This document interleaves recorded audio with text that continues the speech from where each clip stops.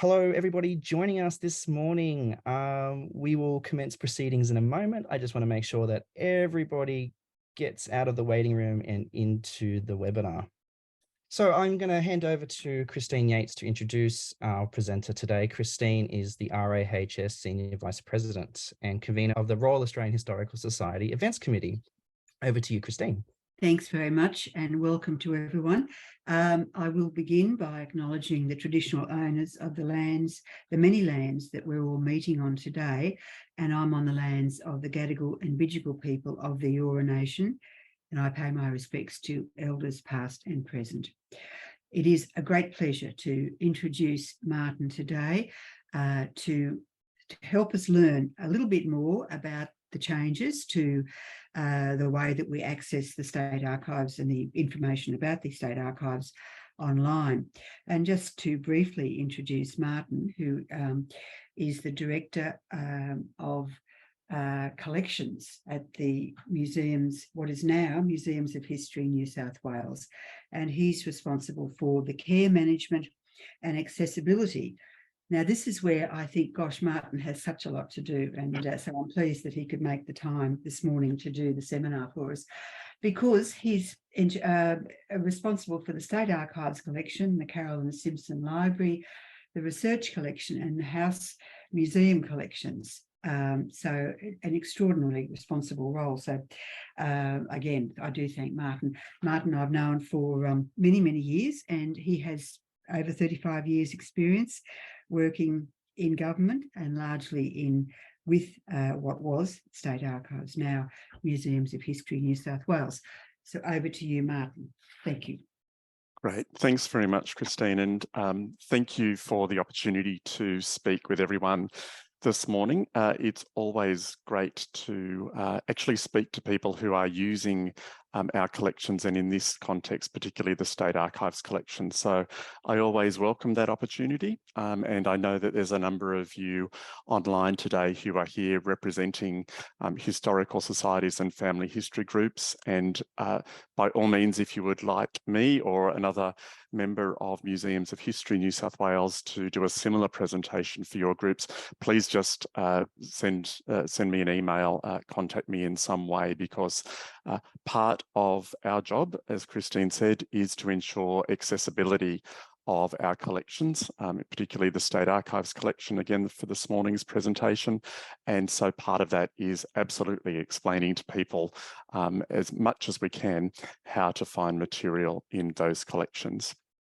So very happy to be here this morning. I'd also like to echo Christine's acknowledgement of country. For me, the traditional owners are the Darug people here at the Western Sydney Record Centre at Kingswood. What I'd like to do this morning is provide you with a bit of background of Museums of History New South Wales, talk to you a little bit about the new website broadly, and then really get into the nuts and bolts, if you like, of searching material for the State Archives collection. So that's sort of what I have in mind, and then certainly open it up for questions and answers at the end, and hopefully questions I'll be able to answer, I hasten to add. So Museums of History New South Wales is a new New South Wales government state cultural institution. It brings together two organisations, Sydney Living Museums and New South Wales State Archives. It started formally on the 31st of December last year, and operationally, of course, at the beginning of this year. And what Museums of History New South Wales does is bring together the properties and the collections of Sydney Living Museums, along with the collections of the former New South Wales State Archives. And of course, those collections of New South Wales State Archives are the State Archives collection. As many of you will know, having visited us here at the Western Sydney Record Centre and possibly been on a behind the scenes tour, the State Archives collection is no small collection. It's at the moment 89 linear kilometres that it spans, and it increases at the rate of around 1 to 2 linear kilometres each year. So there's records coming through our doors that are required to be kept forever as state archives all the time. It's also one of the state's most valuable cultural collections. We're currently undergoing an annual valuation exercise at the moment, but the value of the collection is over $1 billion, not 1 million, but $1 billion. So it's an incredibly valuable collection.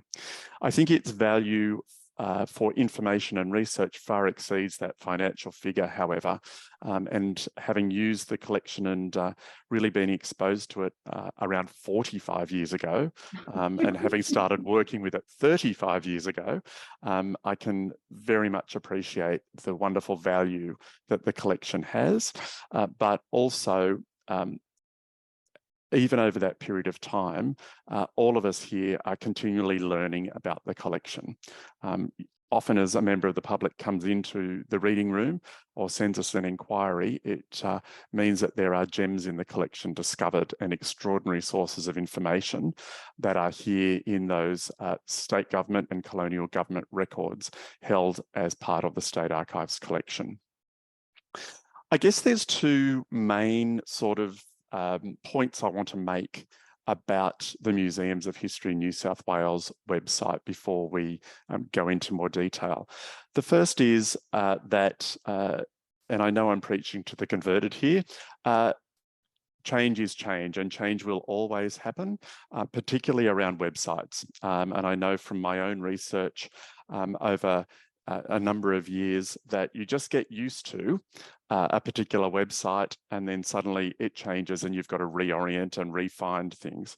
I fully appreciate that some of you will be possibly at 6 and 7s with the new website, but I can assure you that once you do become more familiar with the way to find material in the State Archives collection, and largely it hasn't changed, you've just got to find where to go, it will feel comfortable, I'll guarantee that. And hopefully after today's session, you'll start to get a sense of that comfort. The second point I want to make is that moving material from the old State Archives website to the new Museums of History New South Wales website was no small feat. The State Archives website was incredibly rich in terms of content, for which read thousands and thousands of pages and databases and lists and indexes. So there was a team of people who worked day and night to ensure that that migration of material happened successfully so that with a high degree of confidence, we could launch the Museums of History New South Wales website at the end of last year. That's not to say that process was perfect. It's not, and we know it. So there are elements of the new website that we are still working on and which we will continue to work on. There may be some elements of the website that might be missing or might look different at the moment. Bear with us. We will improve those experiences and reinstate that information. I can assure you, we are continually working on the website. So don't be alarmed. It might be that the material you seek is actually on the website and you just can't find it. And hopefully today's session will help you with that. But if you find material there or you simply can't find material there or it looks different, then there is also a chance that that's in the basket that we are still working on. So as I said, please bear with us. So I have to say that what I've got here on my screen is the MHNSW homepage. So the website address for that is mhnsw.au. And you can see that we're so anxious for you to use our collections of Museums of History New South Wales that from the homepage, we're providing you with a multiple number of ways to get into those collections and search those collections. And I fully appreciate that at the moment, that's probably causing confusion. So you can see from the homepage, you've got a little button here that says Search State Archives, one up here that talks about collections, and a one up here on the right-hand corner that talks about search. let me explain each one of the three of those, but let me also emphasize to you what I'd like you to get into the habit of doing, which will be a consistent way of you finding material and getting into the State Archives collection in particular.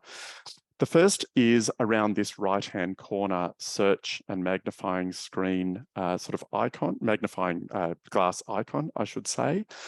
Look, the purpose of that and the intention of that is for searches to be able to be made of the website, but also the broad catalogues of the various collections of Museums of History New South Wales. Now, that is one element that isn't working to our satisfaction at the moment. So there are a pretty good experience if you do a search and for material on the website, but not so much if you are looking for material in the catalogues of the State Archives collection, or indeed another part of the NSW collections like the Caroline Simpson Library. So we fully acknowledge that. And again, are continually working to try and improve that experience. What we're trying to aim for there is eventually that you'll be able to type in a search term or a name, and it will do a search across all of the collections, including the State Archives collection, and then you'll be able to narrow down or filter your search from there. But it's not working to our satisfaction at the moment. So slightly misleading. You would think that's the obvious place to do a search. After all, it says search and there's a magnifying glass. But at the moment, by all means explore that, but I would encourage you to use other ways of accessing the collections. The second button is this option up the top here, which is around collections, and that will take us to a place that I'll show you in a moment on the homepage. That explains the different collections of NSW. And then the third is this button here in the sort of grayed out button that says Search State Archives. Now, it is there because we recognised that when we launched Museums of History New South Wales and the website specifically, that the vast majority of our users and our visitors to our website were people searching the State Archives. So we wanted to provide, if you like, an expressway through to doing a search of the State Archives. That would mean you didn't get confused up with another part of the collections, or indeed other parts of the NSW website.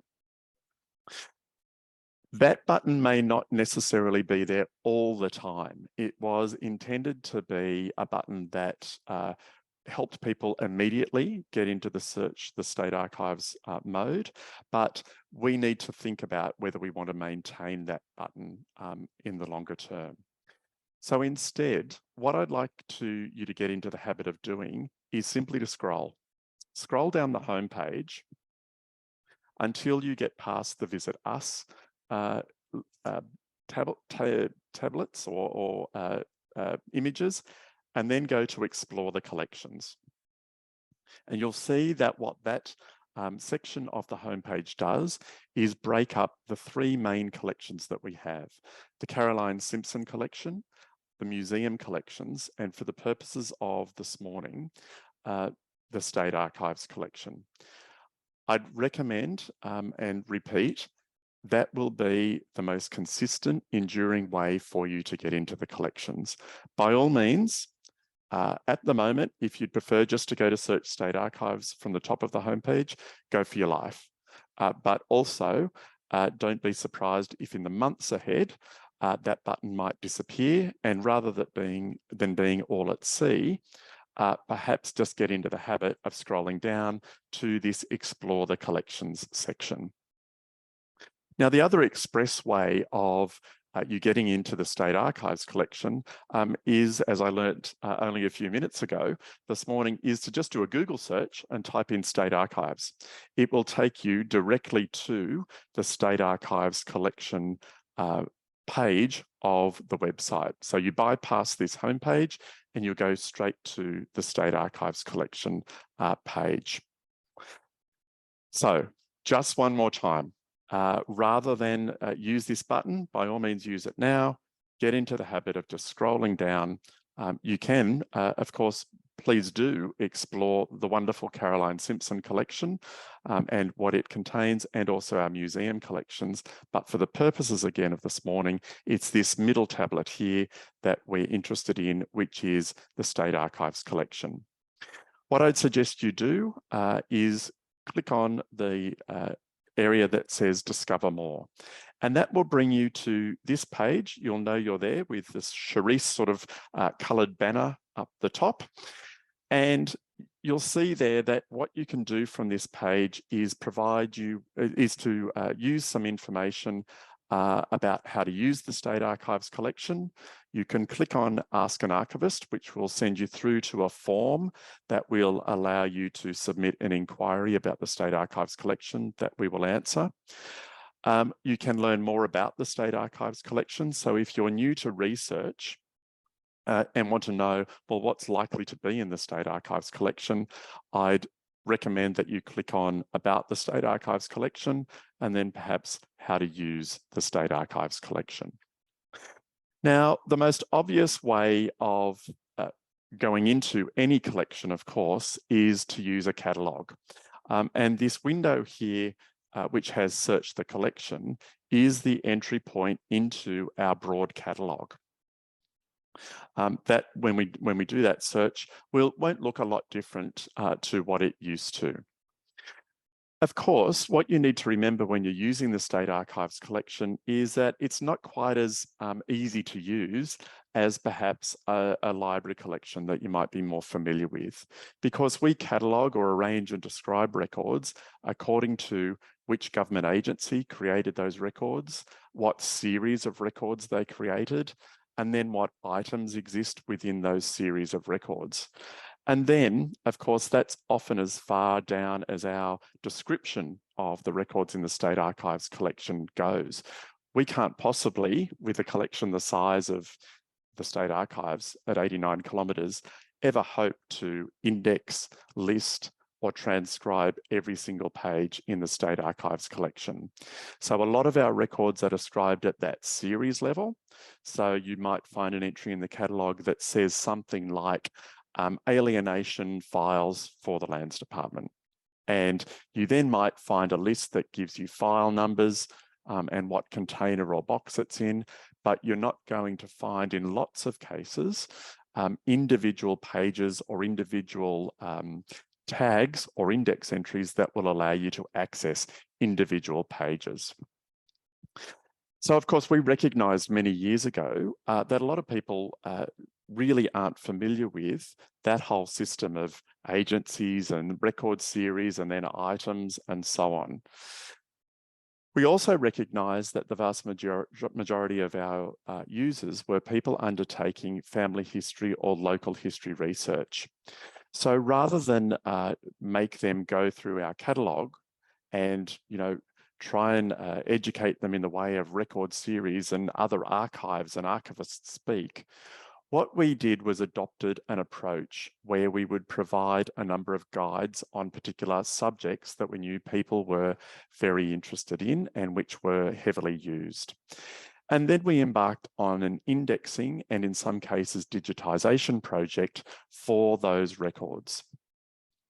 And in more recent times, we've then started a bit of a education or outreach program of talks and webinars on those particular subjects. The subjects from the catalogue that we know people through our usage figures and the questions we get are more interested or most interested in. So on the old website, that sort of subject-based approach to the State Archives collection was divided up into what indexes we had according to A to Z, and then what guides we had A to Z. One of the great features of the new website is that we've brought those two listings A to Z together. So you no longer have to worry about, if I'm after bankruptcy, do I want to look at the guide or do I want to look at the index?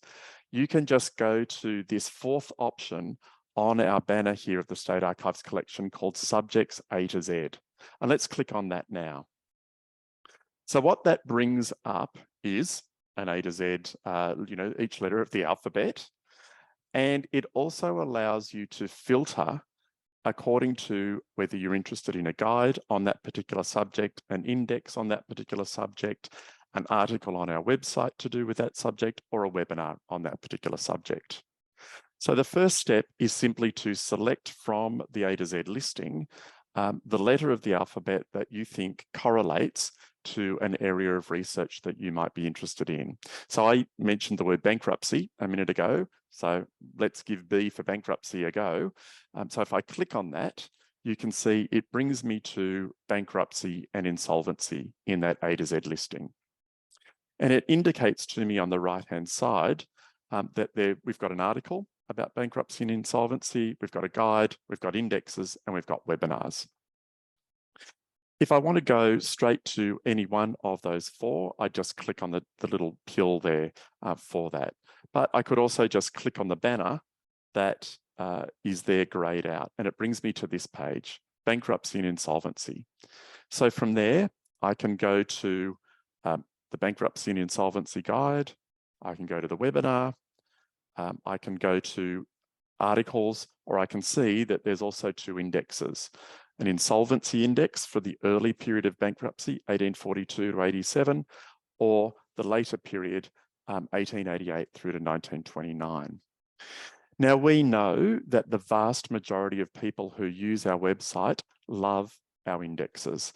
We know that because about 6 years ago, our indexes went down, and I can't begin to tell you the level of, in inverted commas, interest we had in our website and in our indexes at that point in time. We got a deluge of emails and letters and communication, phone calls around our indexes being down.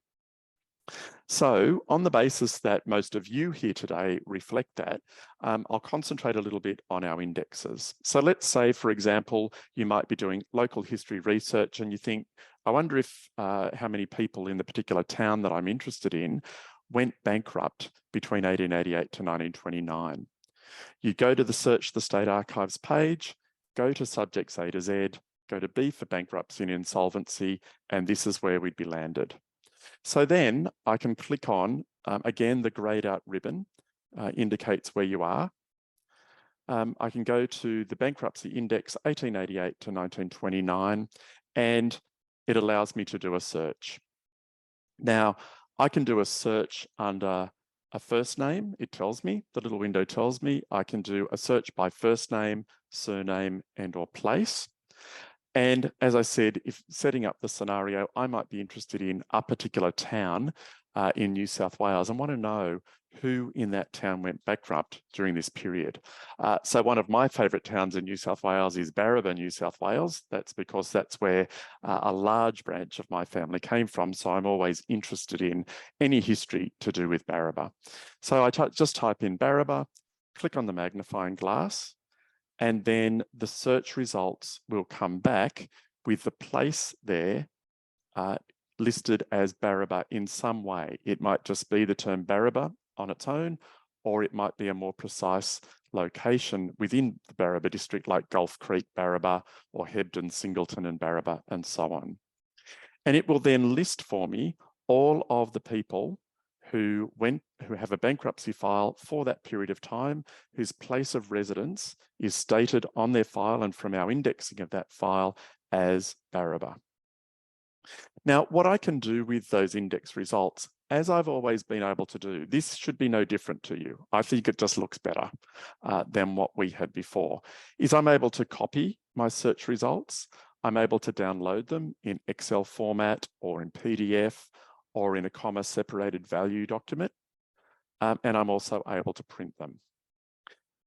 Up along the top here, I'm also able to nominate how many entries per display I'd like to see.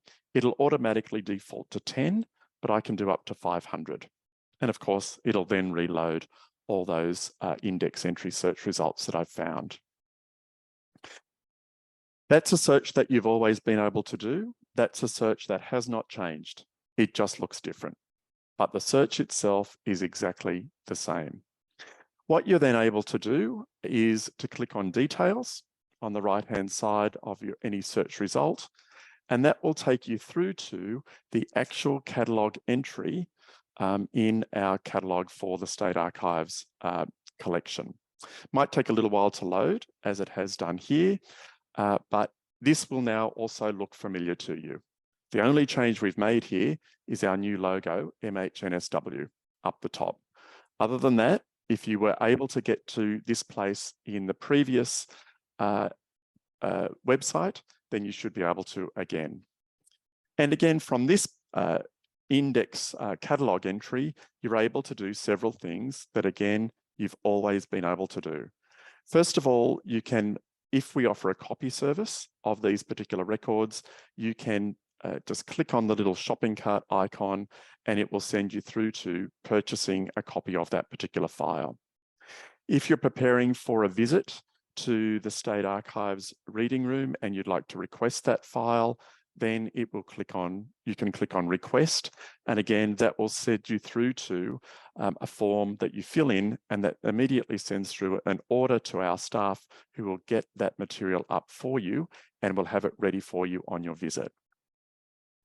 Up the top, we've just reiterated the shopping cart, but then we've also provided some social media links there. If you had that eureka moment and you want to tell the world on Facebook or Twitter, then you can paste this catalogue entry into your Facebook post or a Twitter post.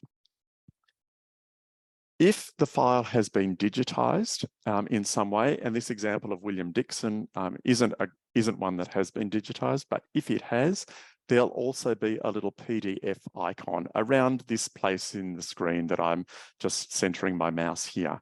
And if you click on that, that will automatically download that file to your computer in PDF form.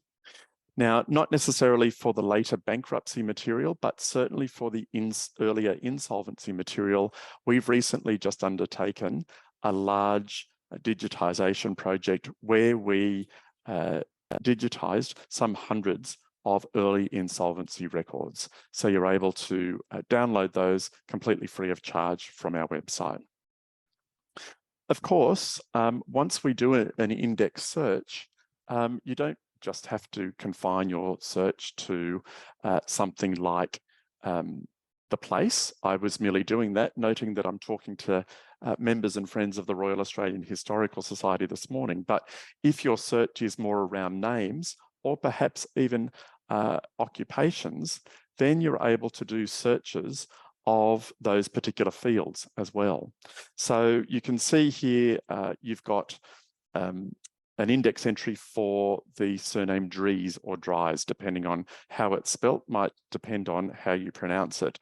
But if we just were interested in that particular family and wanted to know whether anyone with that surname went bankrupt in this period, 1888 to 1929, then we can just do a Dries index search and come up with just that index entry. So clearly, the only person with that surname who we've indexed as having a bankruptcy file in that period, 1888 through to 1929.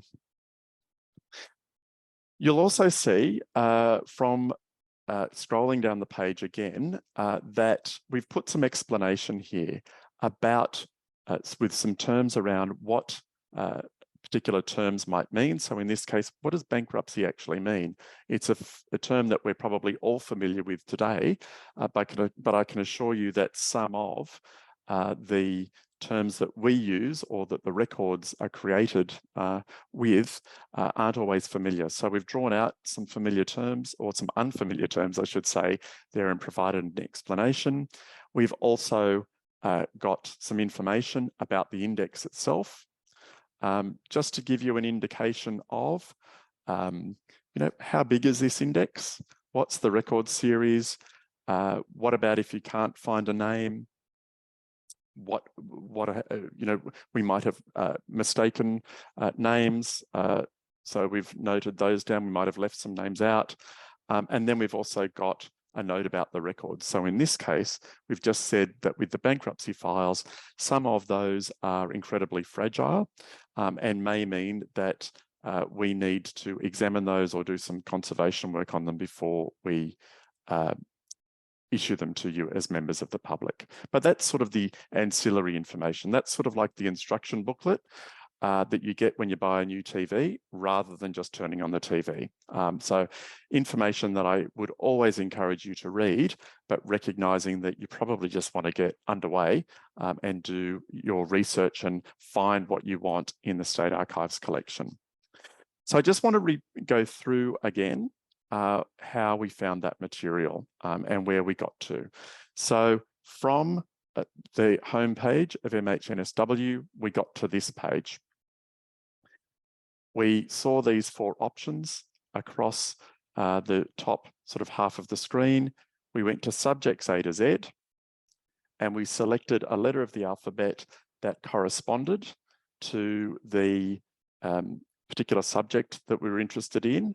And we think that we've got that pretty right. Inevitably, there will be terms that you'll think differently to us as to what you'd expect that to appear under in this subjects A to Z listing. But we think we've got it pretty right. We've then selected that particular letter of the alphabet. Let's say for this case, I for immigration. It then brings up all of the subjects beginning with that letter. So intestates, inquests, and let's say immigration and shipping. We've then selected that and then gone through further details of the guides, indexes, articles, and webinars that we have to do with that particular subject, immigration and shipping. So I know that one of the really popular areas of our website has been in the past and continues to be the assisted immigrant shipping lists that we have digitized.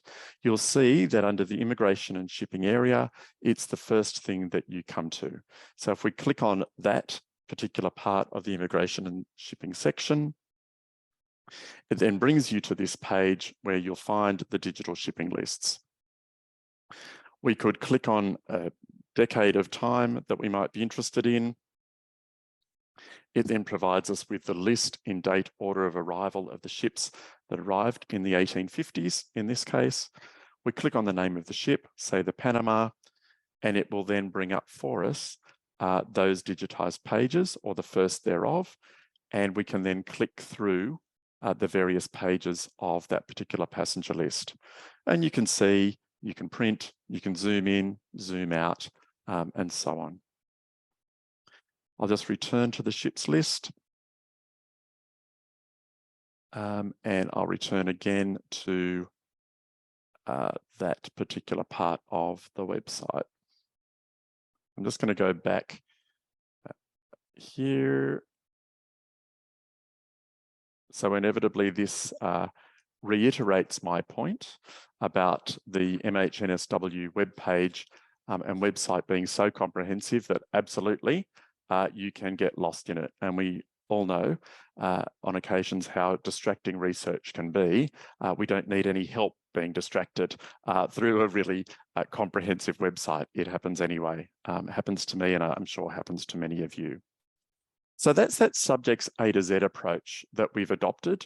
It's no different to how it has been in the past, except that we've brought together our online indexes, our guides, our web pages, and our webinars on particular subjects all together. So really easy to be able to access information in different formats and different forms on a particular subject all together. What I'd like to do now is go back to this cerise sort of coloured page here and look at this window here, which is search the collection. Now, what that's going to do is do a search of our catalogue. Now, that is going to include index entries, because all we've done with those indexes is we've put them all in the catalogue, but then we've just dragged them out and presented them as separate indexes. So when you do a search of the collection for, remember we just did that search Baraba, it will bring up index entries. But this is where you can do a search that is comprehensive across all of our indexes and also other elements of our catalogue. So say, for example, the term Baraba is used in a description of records, but we haven't done an index of those particular records, but nevertheless Baraba is listed in a title, then doing this search will be more comprehensive because it will bring up those records. And actually, let's just do that. So let's just do the term Baraba and click on the magnifying glass. And again, it will take you through to our catalogue search results. And again, this should not look any different to what you were seeing before the end of last year. This is what we call Primo, our sort of front-end viewing of our catalogue. So just like you are able to do before the change over to the MHNSW website, you're able to refine your search results or filter your search results, tweak, in fact, your results in some way by narrowing it down according to whether your search term appears in records that are digitally available, whether it appears in items, whether it appears in indexes, whether it's listed as an agency. So that might be something like the Baraba Courthouse, that's a government agency, or the government police station.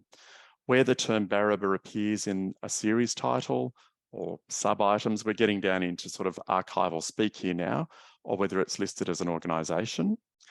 You're also able to see where that search term appears in our series.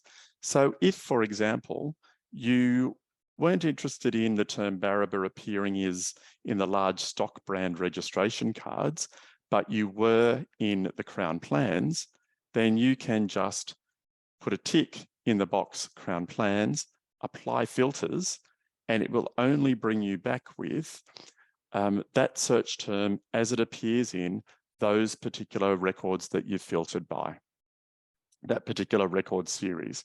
So you can see within the Crown Plans that we've got quite a lot.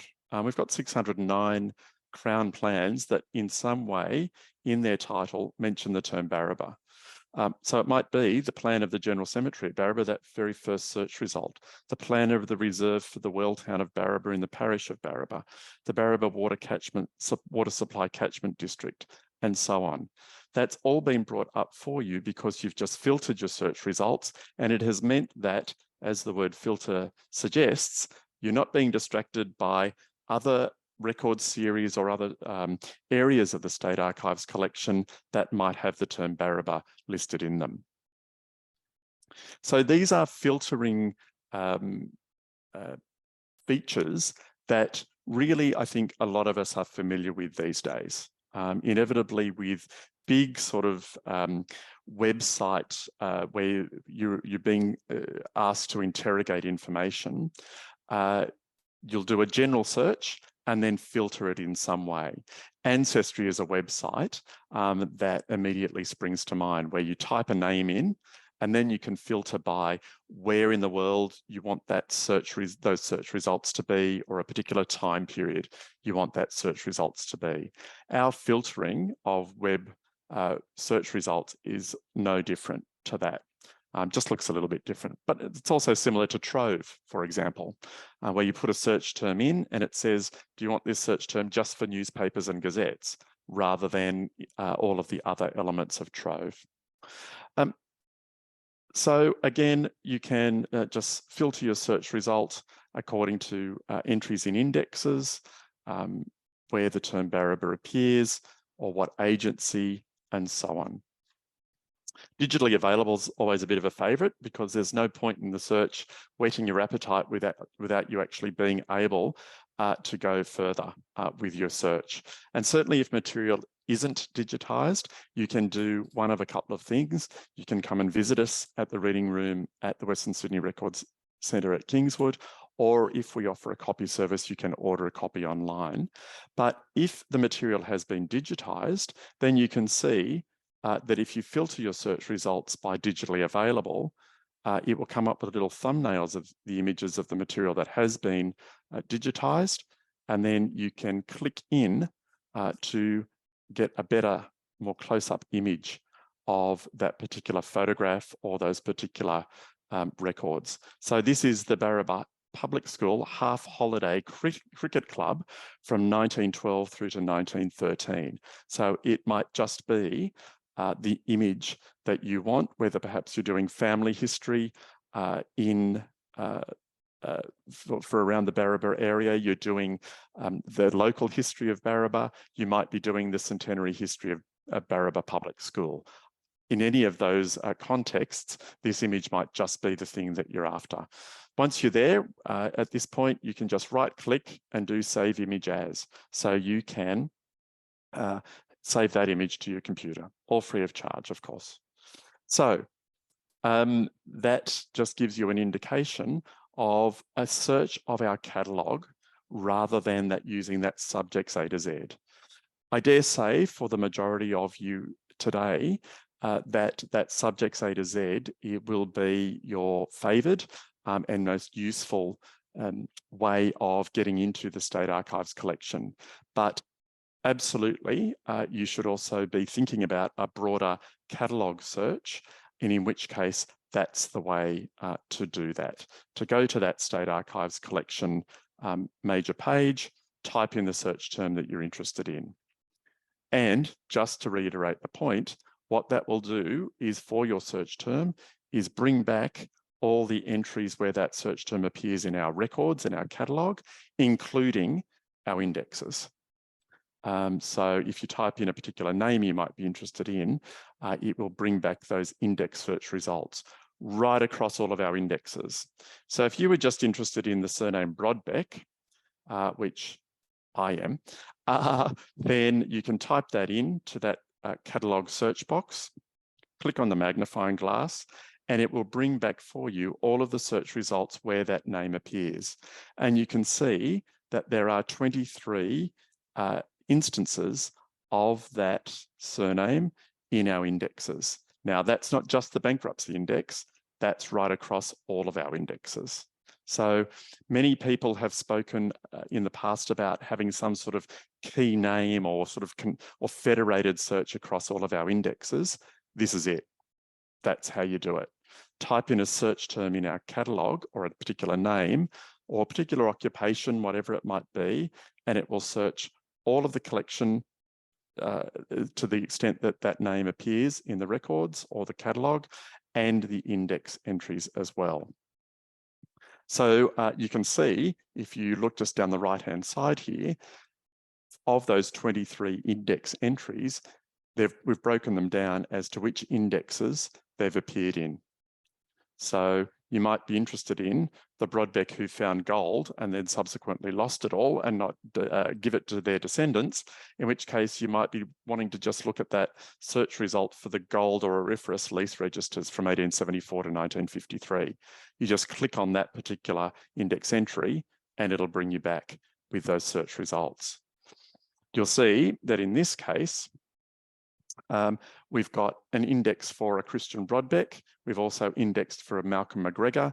And if we click on more for more information about that particular index entry, the Brodbeck will be listed in the description of that particular index entry. So we can do that, and hopefully I won't be proven wrong.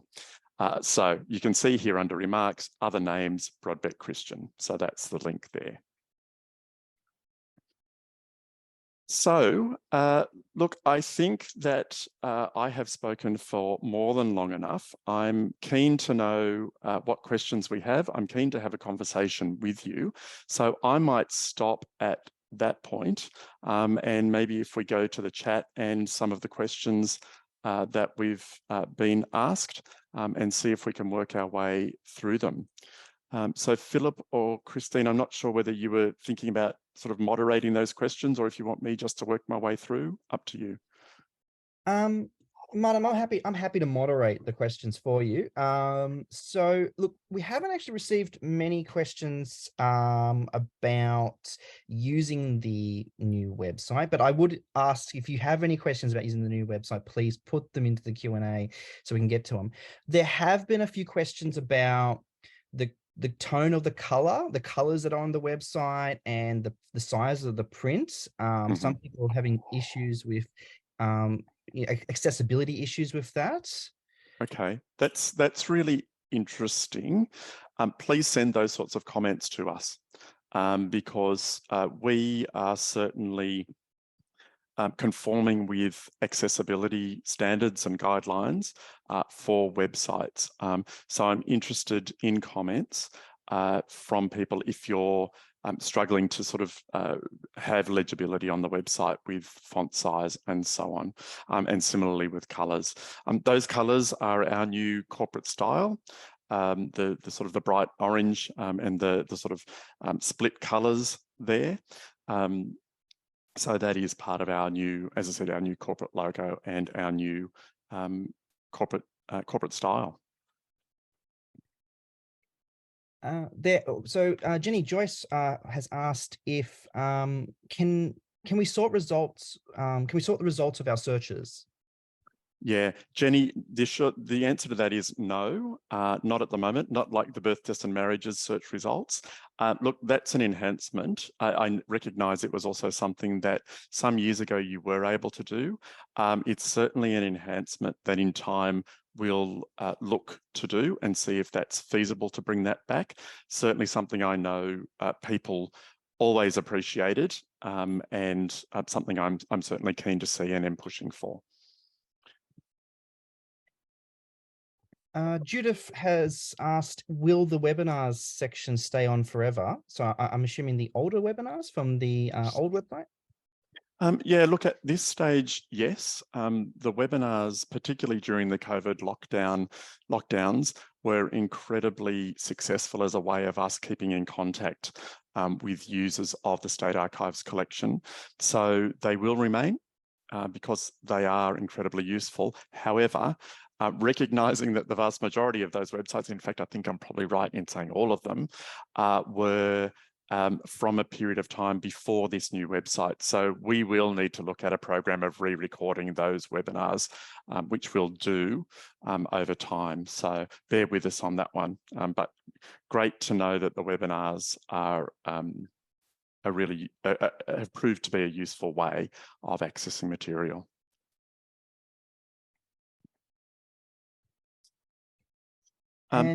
Sorry, I just seen a question there, Philip, if you don't mind.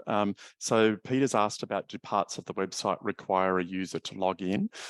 Peter, only if you want to do things like save your search results, order records, and so on. Your basic search and search results, and particularly around downloading digital images, those sorts of things, does not require a login. It's often when people want to conduct a search, go away, mull on their research, and then come back a few days later and think, gee, I wish I'd done a save of my search results. That's when you should log in particularly. So it's possible to log in and you get enhanced features, but not necessary to do so.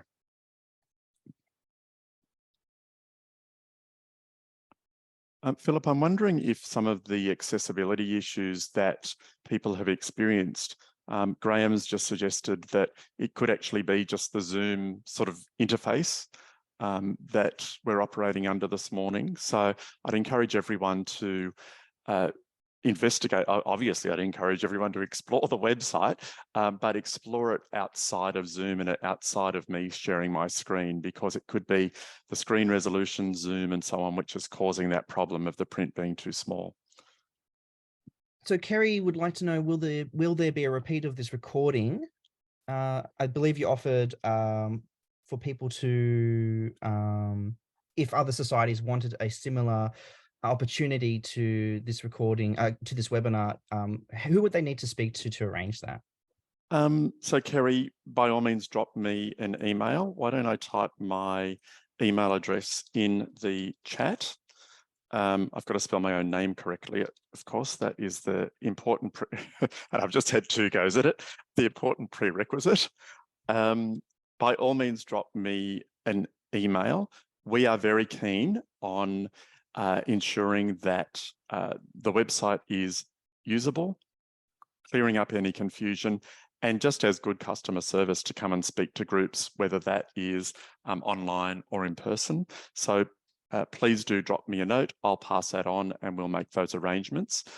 Philip, we were also, because we're recording this website, the Royal will make it available And we at Museums of History New South Wales will also make this recording available. But I personally don't think there's anything better than having a live presentation and having questions and answers being able to, being answered on the spot. So very happy to do the same presentation to any groups that have representatives here today.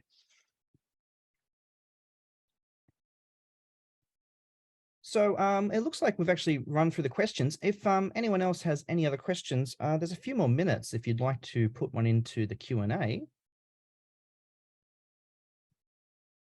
I think Glenda's just mentioned that the email did not come through. So it's in the chat, Glenda, so actually just above your message. So Philip and Christine, I think you can probably see the email address I typed in. I'm hoping you can. I can. I'll just put it into the chat for everybody, just in case. Yes, I can see it. Thank you. Yep. Yeah. It might be I could only, I don't know, a Zoom feature that I can only communicate with the two of you or something. I don't know. So maybe Philip, if you can, that would be great. Yeah. So Peter's also asked, are there any parts of the collection that are not yet up on the new website, especially for local historians? Peter, look, we're pretty good now in terms of having migrated the content from the old website to the new website. However, if you remember something from the old website that isn't there, please do dig around first before you contact us. But if it's not there, please do contact us. It might be that we've made a conscious decision not to migrate certain sections of the website. But if there is something that's obvious that we've missed, please let us know. This website has to work for you. I'm very keen on ensuring that that is the case. So please, if there's feedback on it, missing material, whatever it might be, please let us know.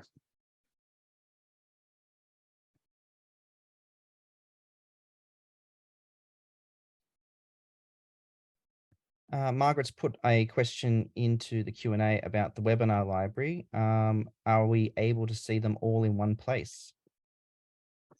Margaret, no, you're not, because we've deliberately taken that approach of arranging them according to the subjects A to Z. Now, that said, I do believe if you go on, because we broadcast them through YouTube, so I do believe if you go onto YouTube, you should be able to find them, and the YouTube sort of channel will list them out. So not as the webinar library as you used to know it on our website, but you can should be able to access them all in the one go on YouTube.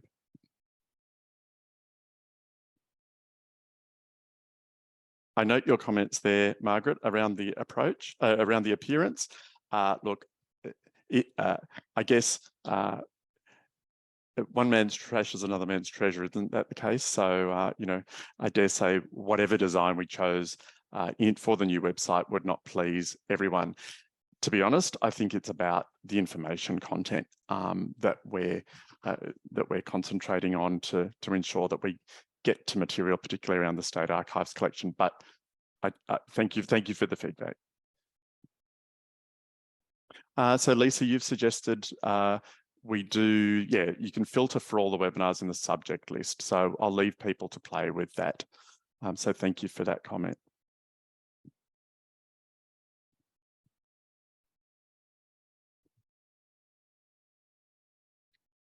Any more questions?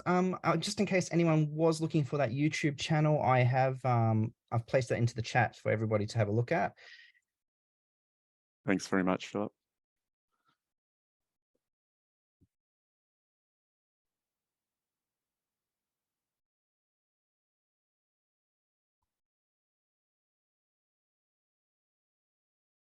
Okay, I think we might have to wrap it up there. I think you've answered everyone's questions.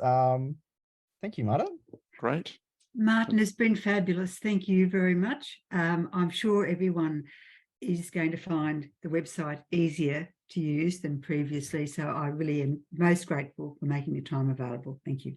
Thank you. Thanks, Christine. And thank you to you both for hosting. I do hope that it's been useful and look forward to everyone using the website and ultimately finding material in the State Archives collection that helps them with their research. So thank you.